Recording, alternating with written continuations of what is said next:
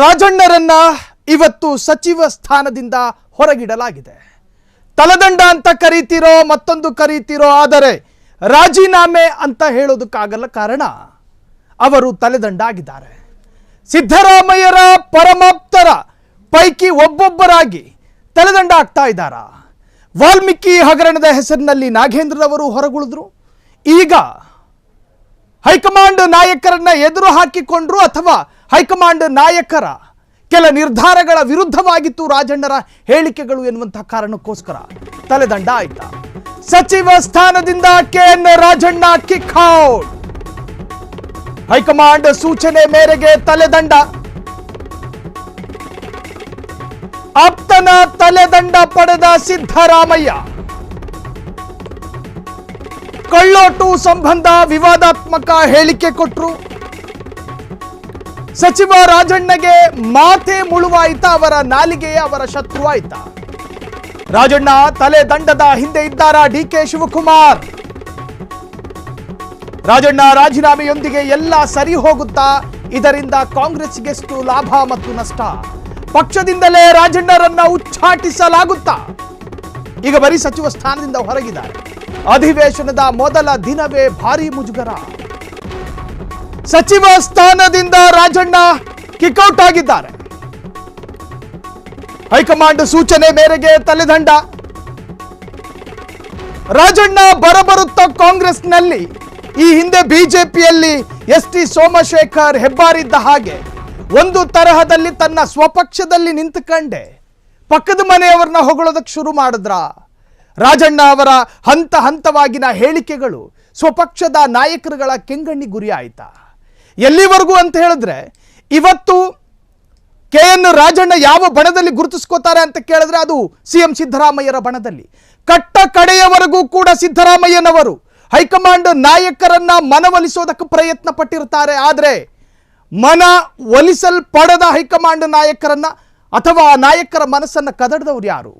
ಅವರು ಕೂಡ ಸ್ವಪಕ್ಷದವರೇನಾ?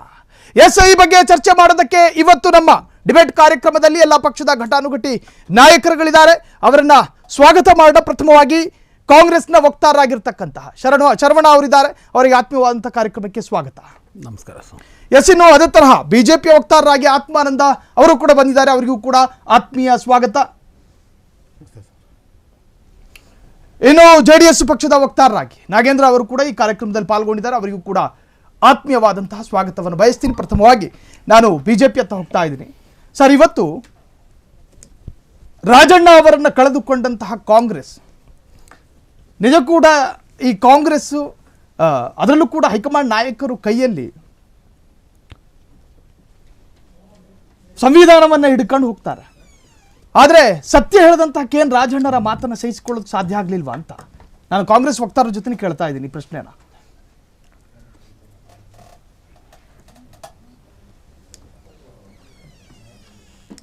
ಮೊದಲ ಪ್ರಶ್ನೆ ಕಾಂಗ್ರೆಸ್ ವಕ್ತಾರರು ಶರಣ ಅವರಿದ್ದಾರೆ. ರಾಜಣ್ಣ ಅವರನ್ನ ಕಾಂಗ್ರೆಸ್ ಕಳೆದುಕೊಳ್ತಾ ಅಂತ ಒಂದು ನಿರ್ಣಾಯಕ ಸಮುದಾಯದ ಒಬ್ಬ ಪ್ರಮುಖ ನಾಯಕ ಅವರನ್ನ ಕಳೆದುಕೊಂಡಂತಹ ಕಾಂಗ್ರೆಸ್ ಎದುರಿಸಬಹುದಾದಂತಹ ನಷ್ಟ ಕಷ್ಟಗಳು ಎಷ್ಟಿರಬಹುದು ಅಂತ.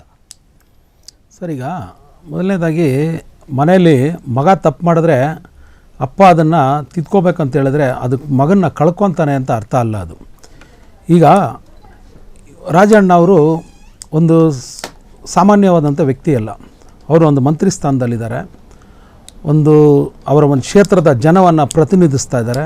ಈ ರಾಜ್ಯದಲ್ಲಿ ಇರ್ತಕ್ಕಂಥ ಮಂತ್ರಿ ಸ್ಥಾನದಲ್ಲಿ ಅಲಂಕರಿಸಿ ರಾಜ್ಯದ ಜನರನ್ನು ಪ್ರತಿನಿಧಿಸುವಾಗ ಸ್ವಲ್ಪ ಜವಾಬ್ದಾರಿಯುತವಾಗಿ ಮಾತಾಡಬೇಕು. ಅವರು ಸ್ವಲ್ಪ ಮಾತನ್ನು ಹರಿದಾಡ್ಬಿಟ್ರು. ಹಾಗಾಗಿ ಆ ಒಂದು ನಿಟ್ಟಿನಲ್ಲಿ ಈ ಒಂದು ಶಿಸ್ತು ಕ್ರಮವನ್ನು ತಗೊಂಡಿದ್ದಾರೆ.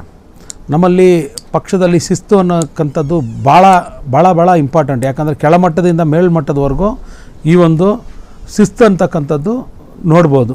ಅದಕ್ಕೆ ಉದಾಹರಣೆ ಇವತ್ತು ರಾಜಣ್ಣ ಅವರ ಒಂದು ಏನು ಮಿನಿಸ್ಟ್ರಿಯಿಂದ ಅವ್ರನ್ನ ತೆಗೆದಿರ್ತಕ್ಕಂಥದ್ದು ಒಂದು ಉದಾಹರಣೆ. ಇದು ನಮ್ಮಲ್ಲಿ ಪಕ್ಷದಲ್ಲಿ ಡಿಸಿಪ್ಲಿನು ಭಾರಿ ಭಾರಿ ಇಂಪಾರ್ಟೆಂಟು. ಯಾಕಂದರೆ ಬೇರೆಯವರು ರೀತಿಯಲ್ಲಿ ನಾವು ಹೋಗೋಕ್ಕೋಗಲ್ಲ, ನಾವು ಹೇಳಲ್ಲ. ನಮ್ಮದು ಶಿಸ್ತಿನ ಪಕ್ಷ ಅಂತ ನಾವು ಹೇಳಲ್ಲ. ನಾವು ಶಿಸ್ತಿನ ಪಕ್ಷ ಏನು ಅನ್ನೋತಕ್ಕಂಥದ್ದನ್ನ ತೋರಿಸ್ಕೊಡ್ತೀವಿ. ಅದೇ ಇವತ್ತು ನಡೆದಿರ್ತಕ್ಕಂಥದ್ದು. ರಾಜಣ್ಣ ವಿಷಯದಲ್ಲಿ ತಾವು ಆವಾಗಲೇ ಹೇಳಿದ್ರೆ ಅವರು ಒಂದು ಬಣದಲ್ಲಿ ಗುರುತಿಸ್ಕೊಂಡಿದ್ದಾರೆ. ನಮ್ಮಲ್ಲಿ ಬಣನೇ ಇಲ್ಲ, ನಮ್ಮಲ್ಲಿರೋದು ಒಂದೇ ಬಣ, ಕಾಂಗ್ರೆಸ್ ಬಣ. ಆ ಕಾಂಗ್ರೆಸ್ ಬಣದಲ್ಲಿ ಅವ್ರು ಇದ್ದಾರೆ, ಇವಾಗಲೂ ಇಲ್ಲ ಅಂತಿಲ್ಲ. ಹಾಗಾಗಿ ಅವರೇನು ನಮ್ಮನ್ನು ಬಿಟ್ಟು ಹೋಗಿಲ್ಲ, ಎಂಥದ್ದಿಲ್ಲ. ಏನಂದರೆ ಮುಂದಿನ ದಿನಗಳಲ್ಲಿ ಯಾರೇ ಒಂದು ಜವಾಬ್ದಾರಿಯುತ ಸ್ಥಾನದಲ್ಲಿ ಇರ್ತಕ್ಕಂಥವ್ರು ಯಾರೇ ಇದ್ದರೂ ಸರಿ, ಪಕ್ಷ ಕೊಡುವಂಥ ಹೇಳಿಕೆನ ಯಾವ ರೀತಿ ಪಾಲನೆ ಮಾಡಬೇಕು ಅಂತಕ್ಕಂಥದ್ದನ್ನ ತಿಳ್ಕೋಬೇಕು. ಅದಕ್ಕೊಂದು ನಿರ್ದೇಶನ, ಒಂದು ಉದಾಹರಣೆ ಬಂದು ಇವತ್ತಾಗಿದೆ. ಬಟ್ ಮುಂದಿನ ದಿನಗಳಲ್ಲಿ ಇದು ಎಲ್ಲರೂ ಒಂದು ಕಾರ್ಯಕರ್ತೆಯಿಂದ ಹಿಡ್ಕೊಂಡು ಮೇಲ್ಗಡೆ ಇರ್ತಕ್ಕಂಥ ಮಂತ್ರಿವರೆಗೂ ಇದನ್ನು ಪಾಲನೆ ಮಾಡ್ತಕ್ಕಂಥದ್ದನ್ನ ನಡೆಯುತ್ತೆ.